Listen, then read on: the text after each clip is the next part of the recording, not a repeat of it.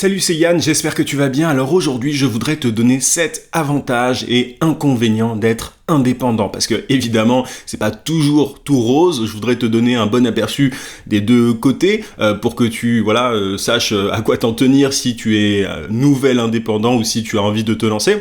Juste avant de rentrer dans les détails et de te donner ces 7 avantages et inconvénients, si tu es coach, consultant, formateur, freelance, bref, si tu es indépendant et que tu vends tes services à des entreprises de manière générale, j'ai quelque chose qui peut t'intéresser, j'ai une formation gratuite continue, tu as le lien en description, tu peux aussi cliquer sur le i sur YouTube et en t'inscrivant, tu vas recevoir chaque matin à 9h un email dans lequel je partage avec toi un conseil, une méthode, une astuce pour trouver plus de clients et ou pour facturer tes services à prix d'or. Donc encore une fois, tu as le lien en description ou alors tu cliques sur le i. Ceci étant dit, quels sont ces 7 avantages et inconvénients d'être indépendant? Alors le premier que je me suis noté moi, c'est le fait de ne pas avoir de compte à rendre auprès d'un patron. Alors je sais pas si tu as un problème avec l'autorité comme moi, mais moi le fait de ne pas avoir de patron, ça a été peut-être la grande révolution dans ma vie, c'est-à-dire que voilà, quand tu bosses dans un open space ou peu importe où, et que t'as quelqu'un dans ton dos, moi il était littéralement dans mon dos, mon patron, bah tu vois, t'as toujours une espèce de pression, une espèce de stress, et voilà, du coup ça a forcément un gros impact sur toi, sur ta vie, et moi qui n'aime pas l'autorité, ça a vraiment tout changé, tu vois, le fait de pouvoir bosser tranquillement dans mon coin sans avoir de compte à rendre, je suis le seul maître à bord, le seul capitaine à bord, et ça n'a pas de prix. En tout cas si tu es comme moi et que tu n'aimes pas l'autorité. Après, le désavantage, l'inconvénient, forcément, l'autre côté, c'est que tes patrons, c'est un petit peu tes clients. C'est pas exactement la même relation dans le sens où ils vont pas te dire fais ton travail, sinon t'es viré, en gros, c'est pas du tout cette relation-là, mais voilà, c'est à toi de t'imposer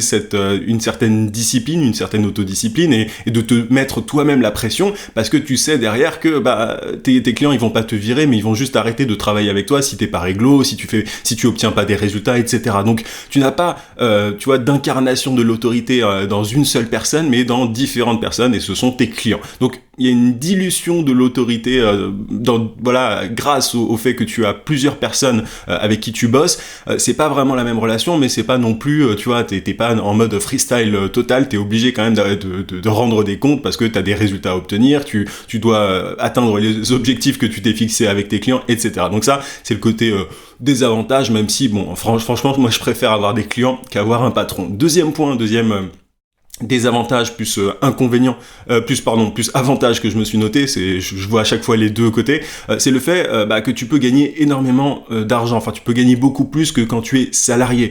Moi je vais pas rentrer dans les détails de chiffres parce que j'aime pas forcément ça, mais j'ai multiplié ce que je gagnais par le passé je vais pas donner de multiplication, mais par plus de 10, tu vois. Et ça pour le coup, j'aurais jamais pu arriver à ces sommes-là, il y a pas que l'argent dans la vie, tu vois, mais en tout cas j'aurais jamais pu arriver à ces sommes-là et du coup avoir le confort de vie que j'ai aujourd'hui si j'étais resté salarié.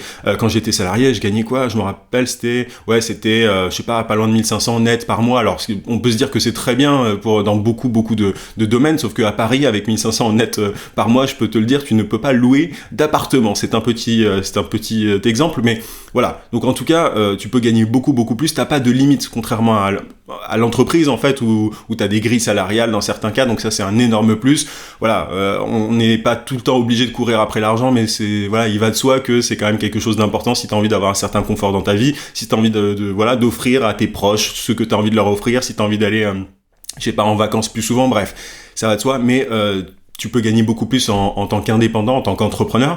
Le seul problème, c'est que le désavantage, le côté négatif de tout ça, c'est que tu n'as pas de revenus réguliers comme quand t'es salarié. Tu vois, quand t'es salarié, tu sais qu'à la fin de chaque mois, tu vas recevoir ta paye, c'est très bien, mais quand t'es entrepreneur, quand t'es indépendant, c'est pas forcément régulier. C'est-à-dire que si tu n'as pas de clients, tu ne vas pas réussir à générer de revenus et c'est le seul problème. Il y a une certaine incertitude. En fait, il faut faire le choix. Est-ce que tu préfères être payé de façon limitée, de façon récurrente, ou alors est-ce que tu as envie de casser le plafond et simplement d'avoir une certaine incertitude. Après le problème, c'est pas un problème justement, c'est que cette incertitude, elle peut être gérée si tu mets en place les bons systèmes, si tu as la bonne méthodologie. Moi, je parle très souvent du fait de décrocher des contrats, justement, de décrocher des clients grâce à LinkedIn, par email, etc. Si tu as les bonnes méthodes, cette incertitude, elle peut totalement disparaître. Donc je voudrais un petit peu pondérer ça.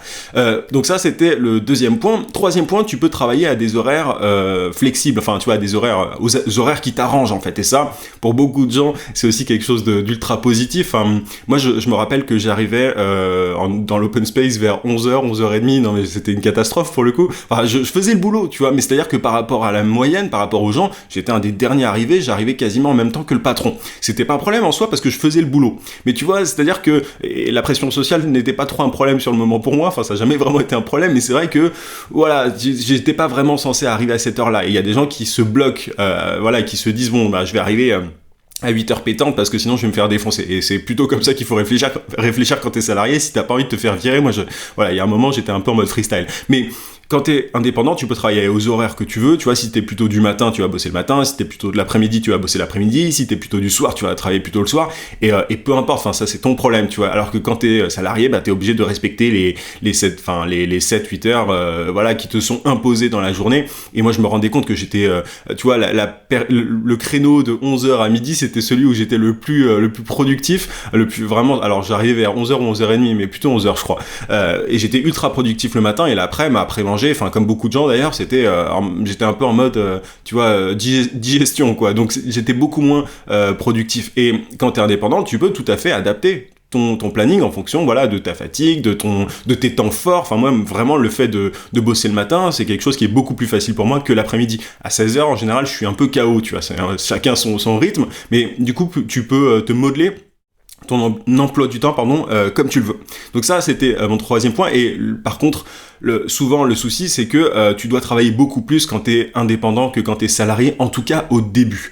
Tu vois, on te dit très souvent ouais, deviens entrepreneur, tu vas travailler beaucoup moins, c'est la vie idéale, tu vas travailler dans un hamac sur la plage sous les cocotiers, etc.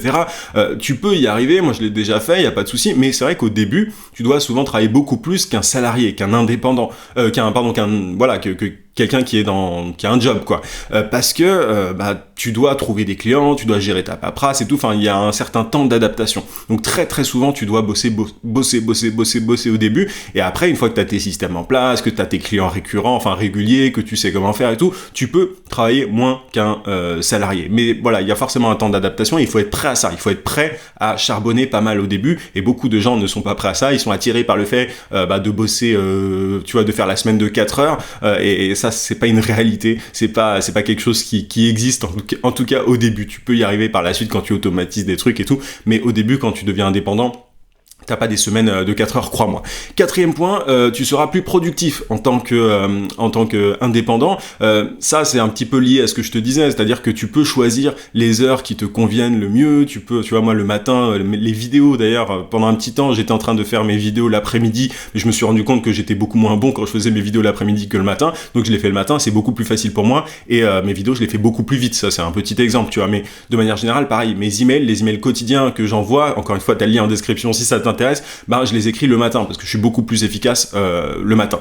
Donc tu peux être beaucoup plus productif. Maintenant, il y a et au-delà de ça, tu vois, en open space, si tu as déjà bossé en open space par le passé, tu as tout un tas de distractions, tu as des gens qui vont parler à droite, à gauche, tu as des gens qui vont venir t'interrompre et tout, tu as beaucoup d'interruptions. Quand tu es salarié, ça c'est un gros problème, alors que quand tu es indépendant, t'as pas toutes ces interruptions, tu peux mettre un casque dans les oreilles et personne va t'embêter si t'as pas de travaux à côté. Bon, ça c'est un petit peu le problème qui peut arriver, notamment à Paris ou dans des grandes villes.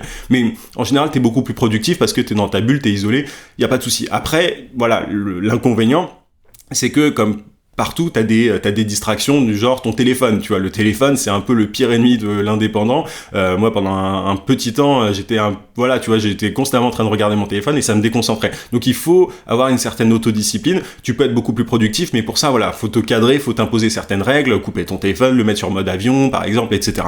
Mais voilà, de manière générale, t'es quand même plus productif quand t'es indépendant. En tout cas, c'est mon cas, et c'est surtout valable, je pense, pour les introvertis, tu vois, pour le coup.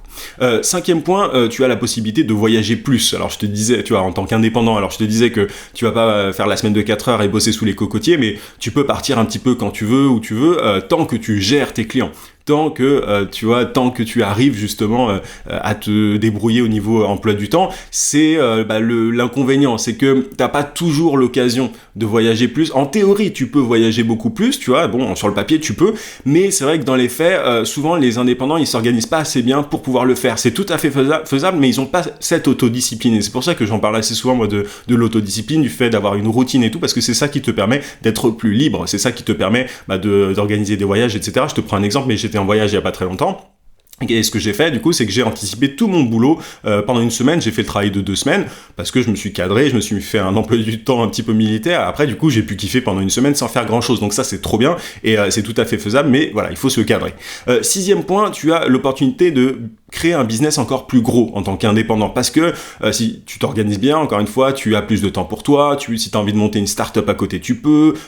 Si tu as envie de, je sais pas, de créer un business sur Internet comme c'est mon cas, comme moi, tu vois, bah tu peux aussi. T'as beaucoup plus l'opportunité de faire ça en tant qu'indépendant quand tu es déjà indépendant que quand tu es salarié. Il y a plein de salariés qui veulent créer une start-up, lancer un business sur Internet et tout. Moi, je pense que le fait de devenir freelance, devenir consultant, bref, devenir indépendant, c'est une super étape pour arriver à aller plus loin par la suite, parce que ça tu vois, tu passes le cap de l'entrepreneuriat. C'est vraiment mentalement, il y a un switch qui s'opère et qui est vachement bien, et tu te rends bien compte que si tu arrives à gagner ta vie en tant qu'indépendant, en tant que solopreneur, bah tu peux aller encore plus loin. Donc tu as cette opportunité-là. Maintenant, forcément, il y en a plein, il y a plein d'indépendants qui se contentent, entre guillemets, il n'y a pas de problème avec ça, mais tu vois, de leur business de freelancing, d'indépendant, parce qu'il y a des risques, tu vois, dans le fait de créer une start-up et tout, ça peut ne pas marcher, t'as de l'argent à investir et tout. C'est vrai que la situation de l'indépendant, du freelance, elle est très confortable, donc tu auras peut-être, toi, envie de rester dans cette position-là, il n'y a aucun problème, tu peux très bien gagner ta vie, être indépendant, être autonome de cette façon-là, et c'est assez génial.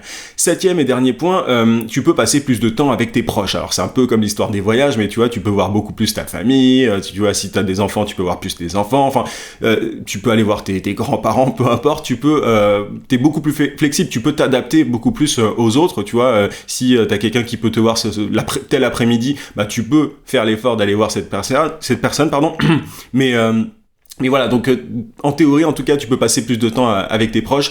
Toujours si tu t'organises bien, c'est toujours le petit bémol. Mais l'inconvénient, la face un petit peu sombre de tout ça, c'est que en réalité, tu peux aussi te sentir un peu seul, dans le sens où voilà, moi pendant un certain temps, je connaissais pas forcément d'entrepreneurs, d'indépendants et tout, et tu peux te sentir un peu seul parce que t'as pas tu peux pas partager ce que tu vis avec d'autres et tout, sauf si tu bosses dans un espace de coworking, par exemple. Là, c'est tout à fait faisable. Mais voilà, il y a une certaine solitude. Tu peux voir beaucoup plus tes proches. Mais par contre, la solitude au niveau, tu vois, quand t'es en open space, quand tu bosses en open space, quand t'as des collègues et tout, tu peux parler avec eux du boulot, machin. Mais quand t'es indépendant, bah t'es tout seul chez toi à bosser, donc t'as une certaine solitude. Donc il faut être prêt à ça. Et si t'aimes la solitude, c'est pas un problème du tout, mais il faut le savoir. Donc voilà pour ces 7 avantages et inconvénients d'être indépendant. Si ça t'a plu, n'hésite pas à mettre un gros pouce et à partager la vidéo. Je te dis à très vite dans une prochaine vidéo.